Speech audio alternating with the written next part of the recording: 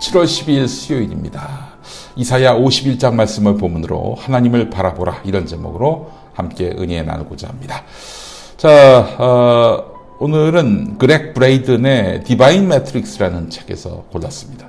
단순히 회복을 빌기보다는 이미 회복되어 건강하다라는 가정 아래 생활하는 것이 좋다.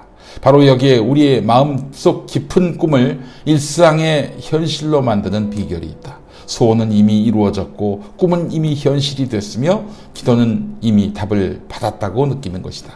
누차 말씀드립니다. 응답해 주실 줄, 실현해 주실 줄 믿고 먼저 감사하는 삶. 선불제 기도에 복이 있다라고 말씀을 드렸어요. 자, 이사야 51장 1절에서 3절 말씀 함께 읽도록 하겠습니다. 구원을 받고자 하는 사람들아, 내가 하는 말에 귀를 기울여라. 도움을 받으려고 나주를 찾는 사람들아, 내가 하는 말을 들어라. 저 바위를 보아라. 너희가 거기에서 떨어져 나왔다. 저 구덩이를 보아라. 너희가 거기에서 나왔다. 나의 조상 아브라함을 생각하여 보고 너희를 낳아준 사라를 생각하여 보아라.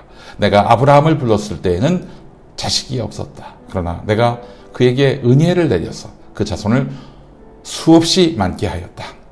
주님께서 시온을 위로하신다. 그 모든 황폐한 곳을 위로하신다. 주님께서 그 광야를 에덴처럼 만드시고 그 사막을 주님의 동산처럼 만드실 때에 그 안에 기쁨과 즐거움이 깃들며 감사의 찬송과 기쁜 노래소리가 깃들 것이다. 7월 2일 설교에서도 말씀드렸습니다마는 이사야를 크게 세 개로 나눈다고 했죠. 제1 이사야는 1장부터 39장까지. 이때는 북이스라엘이 멸망하기 전 상황, 북이스라엘이 타락하고 범죄하던 그때였죠. 얼마나 살벌한 경고의 말씀이 많았는지 몰라요. 제2 이사야는 제40장에서 55장까지인데 이거는 북이스라엘은 물론이고 남유다까지 망하고 시드기야 왕이 두 눈깔이 뽑혔죠. 그렇게 해서 포로로 끌려갑니다. 수많은 신하 지식인들도 끌려갑니다. 바벨론으로. 남유다를 정복한 바벨론으로 말입니다. 절망에 사로잡혀 있던 백성에게 하나님은 이때 경고와 더불어 위로의 말씀을 하십니다. 그리고 마지막 제3 이사야는 56장 이후부터 66장까지인데 이거는 바벨론을 멸망시킨 페르시아 제국의 황제 고레스의 명령으로 고향으로 돌아온 뒤의 일입니다. 제1 이사야부터 제3 이사야까지 200년 가까운 그런 세월의 간격이 있습니다. 한때에 한 사람이 있었다고 보기에는 어렵겠죠. 자, 그래요. 오늘 이사야 51장입니다. 51장은 제2 이사야겠죠. 이사야 51장은 이스라엘 백성에게 하나님이 위로와 희망의 메시지를 전하는 말씀입니다. 바벨론 포로가 되어서 지금 철저하게 또 처절하게 징계를 받고 있는 이스라엘 백성들 아닙니까? 이사야는 하나님의 은혜가 곧 임할 것이다. 구원이 곧 실현될 것이다. 이렇게 약속합니다. 하나님의 명령을 받들어서 말입니다. 그러나 이스라엘 백성이 그 말에 귀를 기울이겠습니까? 하나님의 집이라고 믿었던 예루살렘 성전이 철저히 파괴됐죠. 믿고 따랐던 왕은 두 눈깔이 뽑혀서 자기들과 함께 포로로 잡혀왔지요.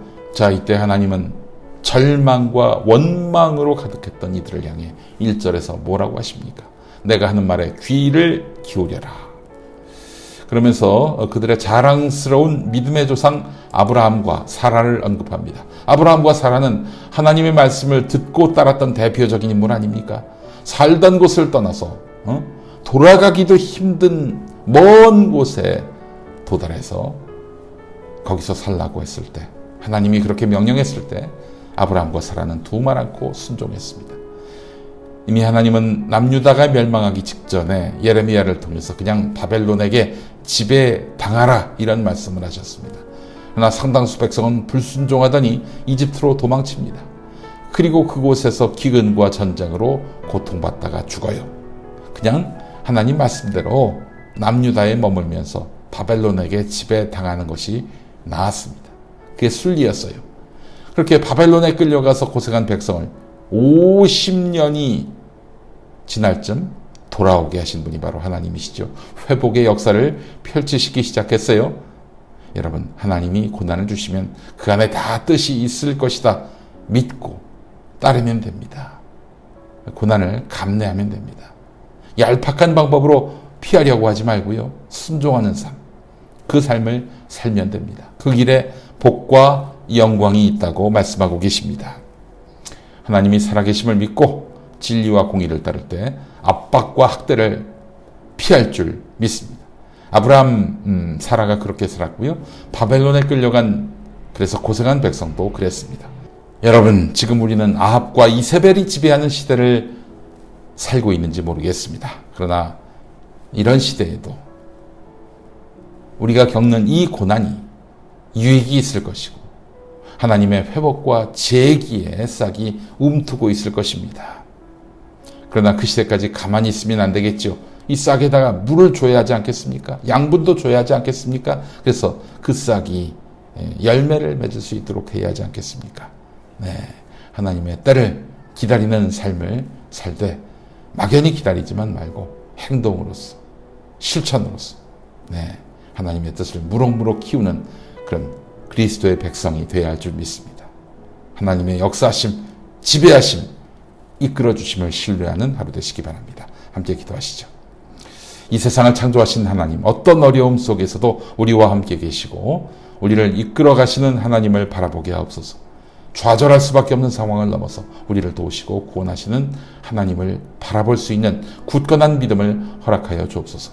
기도하는 사람의 목소리를 외면하지 않으시는 예수 그리스도의 이름으로 기도합니다. 아멘. 네, 오늘 예수 전도단 부흥 2000 앨범에 들어가 있는 노래죠. 고영원 선교사가 만든 노래 하덕규의 그날 함께 하시겠습니다. 한국기독교장로회 총회교육국이 만드는 말씀과 삶, 여러분 많은 구매와 구독 바랍니다. 내일 다시 오겠습니다. 고맙습니다.